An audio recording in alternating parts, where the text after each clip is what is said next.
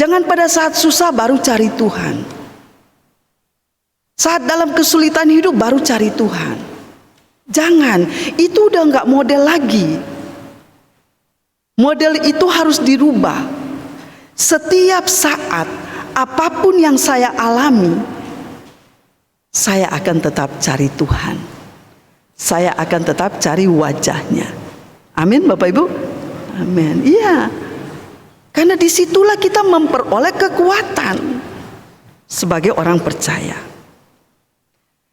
Saudara-saudara, di zaman yang serba maju ini, dengan teknologi yang semakin canggih, maka setiap orang beriman, sekali lagi saya katakan, harus tetap mencari kekuatan itu hanya kepada Tuhan. Karena kadang-kadang orang udah lupa. Dia hanya mengandalkan kemampuannya, kemampuan dirinya. Dia lupa bahwa kemampuannya itu dari Tuhan. Nah, Tuhan mau kita selalu mencari kekuatan darinya, lalu kita pancarkan itu dalam hidup kita dengan orang lain. Karena itu saudara, jangan pernah lupa untuk meminta, mencari Tuhan agar selalu ada bersama dengan kita, dengan pribadi kita, dengan keluarga kita, dengan kehidupan jemaat kita sebagai persatu persekutuan. Dikatakan mencari, saudara, berarti apa? Harus membangkitkan hasrat itu untuk mau mencari. Ya, misalnya saudara punya emas batangan hilang, apa yang saudara lakukan? Saudara akan cari kan? Ini saya harus dapatkan ini. Nah, harusnya seperti itu saudara. Kita mencari wajah Tuhan itu dengan kesungguhan hati. Jangan cuma setengah-setengah hati kalau ada waktu baru mau cari Tuhan. Itu bukan yang Tuhan mau. Dikatakan cari Tuhan dengan kekuatannya, cari wajahnya ada selalu di belakang. Berarti harus selalu mencari Tuhan. Nah saudara, tanpa ketaatan terhadap firman Tuhan, maka usaha kita untuk mencari Tuhan itu terlihat sebagai suatu kesia-siaan atau kepalsuan. Sebab dengan upaya kita mencari Tuhan, maka di situ pula tercermin ketaatan kita kepadanya. Jadi kalau saudara dekat dengan firman-Nya, nah saudara juga akan tahu melakukan apa yang Tuhan inginkan dalam kehidupan kita. Dan itu tercermin dalam seluruh kehidupan kita. Saudara, mencari dan menemukan Tuhan dan wajah-Nya dalam kehidupan kita, itu tentu bukan hal yang mudah.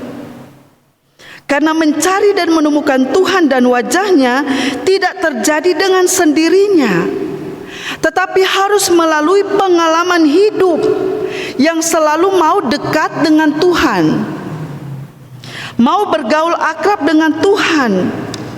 Ya, misalnya melalui doa, melalui baca firman, melalui ibadah seperti ini saudara. Dalam seluruh kehidupan yang kita jalani, sehingga kita bisa menemukan Tuhan itu dan wajah-Nya itu dalam hidup kita. Karena terkadang saudara, kita tahu Tuhan itu, kita tahu wajah-Nya itu melalui orang-orang yang ada di sekitar kita, melalui keadaan-keadaan atau situasi yang kita alami, melalui apapun yang ada di sekitar kita. Dan kita bisa menemukan Tuhan dan wajah-Nya itu melalui seluruh hidup kita. Sebab saudara, kita tidak bisa melihat Tuhan secara langsung, ya kan? Tetapi kita bisa merasakan kehadirannya. bahwa Dia ada bersama dengan kita. Nah, terkadang saudara, Tuhan sudah datang, Tuhan sudah mau tolong kita, tetapi karena kita tidak tahu, jadi kita menolak pertolongan Tuhan itu. Nah, ada sebuah ilustrasi saudara yang bisa menjelaskan tentang ini ya, biar kita lebih jelas. Ceritanya begini saudara, pada suatu hari ada seorang yang terjebak bencana banjir. Lalu dia berada di rumahnya dan dia terus berdoa pada Tuhan supaya banjirnya ini surut dan berhenti. Berkali-kali dia berdoa dan dia tidak menggubris kondisi air yang semakin naik. Lalu saudara, sesaat setelah dia berdoa, ada sebuah perahu kecil yang lewat di depan rumahnya. Nah, penumpangnya ini panggil dia, "Ayo Pak, segera naik sebelum air menenggelamkan kamu," gitu ya. Tapi orang ini nggak mau. Dia bilang, "Saya mau tetap bertahan di dalam rumah ini. Saya mau tetap berdoa supaya Tuhan datang menolong saya." Nah saudara, dia berkata lagi, "Tuhan," dia berdoa, "Engkau adalah paling kuasa atas segala sesuatu. Maka selamatkanlah aku dari banjir ini. Hentikan hujan ini," saudara. Dia katakan begitu. Rupanya air makin tinggi. Lalu saudara, kondisi semakin kritis. Nah, pada saat itu lewat lagi sebuah perahu. Kedua melintas. Lalu mereka mengajak untuk orang ini naik ke perahu itu.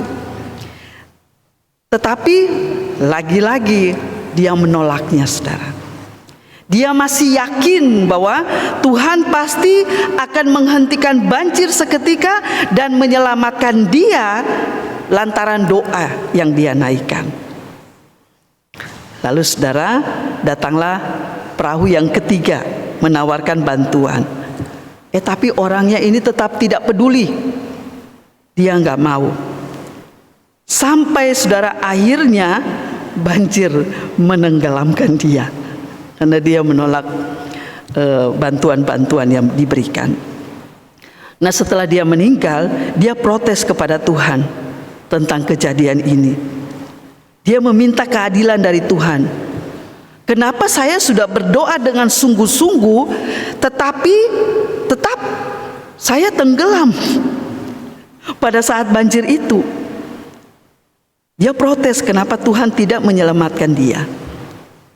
Nah, mendengar ini saudara, Tuhan berkata pada orang tersebut, "Loh, bukannya aku telah mengabulkan doa dan menolong kamu, tapi kamu sendiri yang menolak dan tidak mau ditolong oleh aku."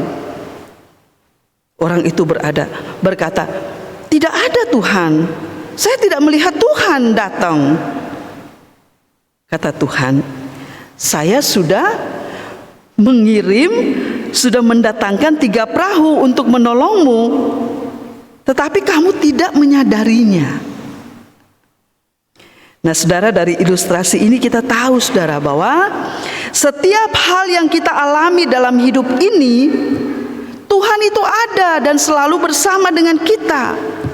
Tetapi kita pun harus tahu setiap bentuk kehadiran itu, setiap bentuk kehadiran Tuhan dalam hidup kita. Jangan mengira bahwa bantuan itu datang langsung Allah turun ya. Tidak. Tetapi Tuhan memakai orang-orang yang ada di sekitar kita. Tuhan memakai suami kita, Tuhan memakai orang tua kita, papa, mama. Tuhan memakai istri kita, anak-anak kita, bahkan bisa juga musuh kita untuk menyatakan yang baik bagi kehidupan kita orang beriman. Bahkan dalam kondisi yang terjelek sekalipun saudara, Dia selalu dan punya cara untuk menolong setiap orang yang selalu mencari kekuatan di dalam Dia dan mencari wajahnya.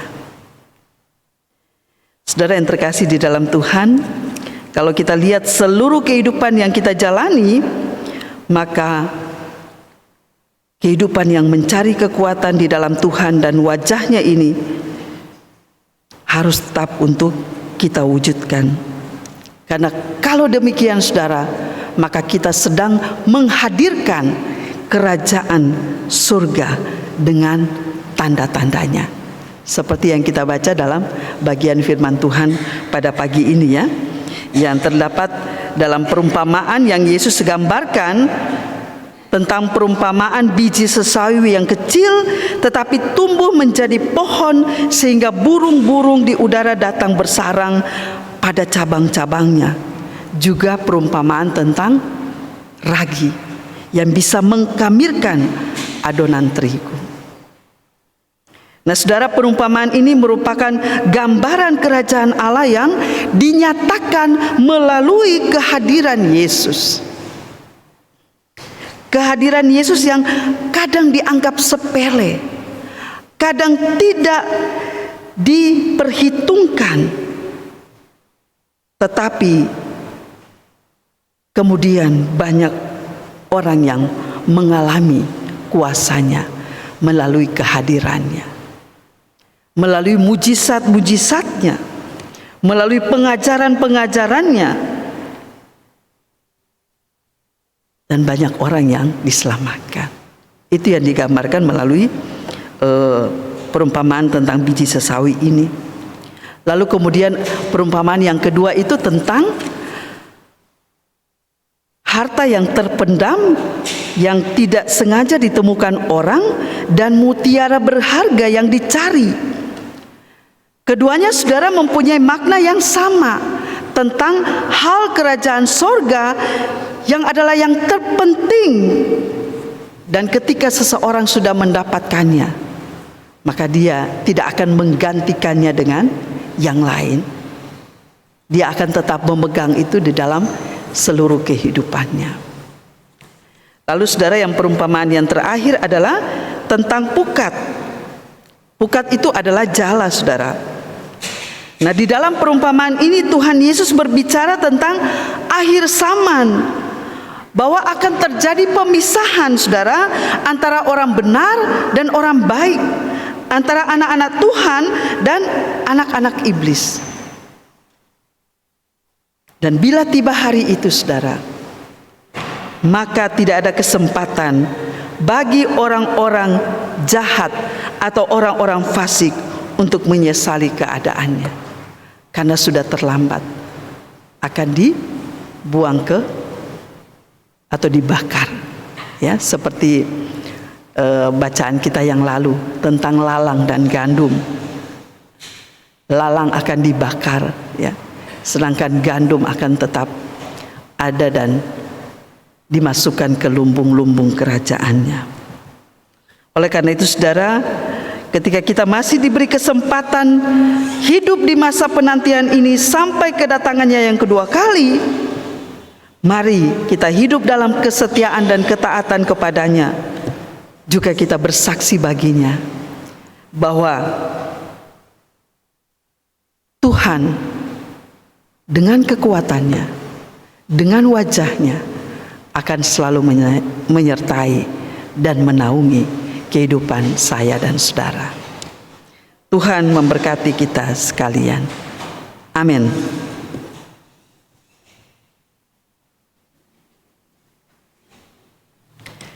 Saudara-saudara yang terkasih di dalam Tuhan, mari kita bersama-sama mengucapkan serta mengikrarkan pengakuan iman rasuli.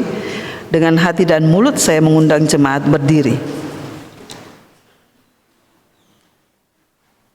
Mari dengan semua orang percaya di segala abad dan tempat kita berkata demikian.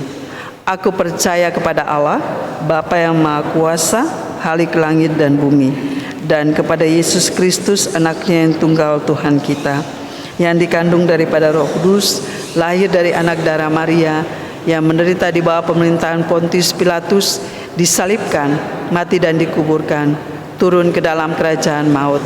Pada hari yang ketiga, bangkit pula dari antara orang mati, naik ke sorga, duduk di sebelah kanan Allah, Bapa yang Maha Kuasa, dan akan datang dari sana untuk menghakimi orang yang hidup dan yang mati. Aku percaya kepada Roh Kudus, gereja yang kudus dan am, persekutuan orang kudus, pengampunan dosa, kebangkitan daging, dan hidup yang kekal. Jemaat dipersilakan duduk kembali. Saudara-saudara yang terkasih di dalam Tuhan, mari kita berdoa syafaat dan kita mengakhirinya dengan berdoa Bapa kami secara bersama-sama. Mari kita berdoa. Bapa di surga, kami datang kepadamu, kami mengucap syukur karena kami boleh memasuki minggu yang baru ini. Tuhan kiranya menyertai dan memberkati kami ketika kami akan menjalani kehidupan kami di minggu yang baru ini. Biarlah firman Tuhan yang boleh kami baca dan kami renungkan pada pagi ini menjadi kekuatan bagi kami, supaya kami boleh menjalani minggu yang baru ini dengan selalu mencari kekuatan kepada Tuhan, mencari wajah Tuhan selalu di dalam kehidupan kami. Ajarlah kami Tuhan untuk selalu dekat kepada Tuhan, supaya kami tahu kehadiran-Mu di tengah-tengah kehidupan kami melalui setiap keadaan-keadaan, kondisi-kondisi kehidupan yang kami alami, bahwa Engkau tidak pernah meninggalkan kami, bahkan Tuhan tetap menyertai dan memberkati kami. Tuhan, kami berdoa pada saat ini untuk jemaat PAUK Bahtera Allah di tempat ini, dengan seluruh program-program kerja yang akan ditetapkan, bahkan sudah ditetapkan dan akan dilaksanakan ke depan. Tuhan kiranya menyertai dan memberkati setiap kami yang dipercayakan untuk melayani di sini, baik pendeta jemaat maupun majelis-majelis jemaat, pengurus-pengurus komisi, bahkan sampai kepada kostor sekalipun.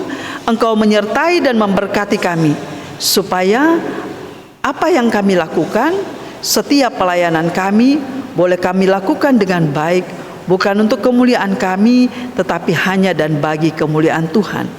Berbagai program-program ini kiranya Tuhan mampukan supaya kami, pelayan-pelayan-Mu dan juga